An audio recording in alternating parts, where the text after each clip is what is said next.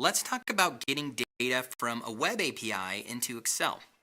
Because of the technical nature of this process, and because we want to make this functionality accessible to users with little or no experience using APIs, we'll be using a longer, more detail-oriented format as we walk you through the process using the Quick Help API as an example.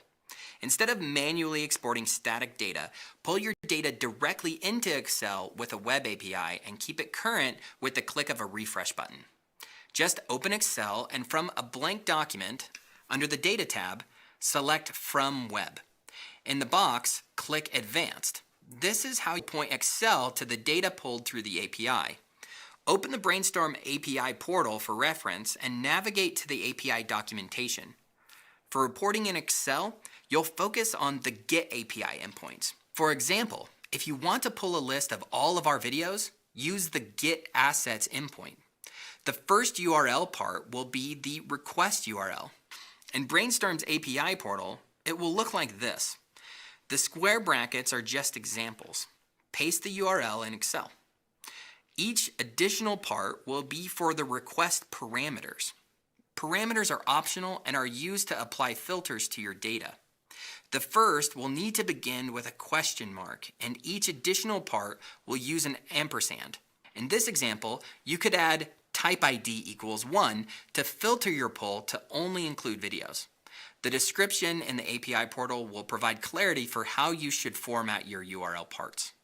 Finally, add your request headers. These are the keys that allow data to pass through. You need both the authorization key and the subscription key. Go to Settings in the Quick Help Admin portal under the Configuration tab to find the authorization key. Copy and paste it into Excel and select authorization as its value. Then click Add Header. In the second header, under its value, copy and paste OCP APIM subscription key into Excel. Then grab the subscription key under your profile in the API portal. Click Show, copy it, and paste it. Then click OK. Because you added the authorization keys in the URL, you should be able to use the anonymous option, Connect to Data. You'll notice that Excel's Power Query editor will open. Now the real fun begins. First, configure the list to a table. You shouldn't need delimiters, so just click OK. You're almost there. In your table, you'll want to expand the records to include all the columns. Click the icon next to column 1.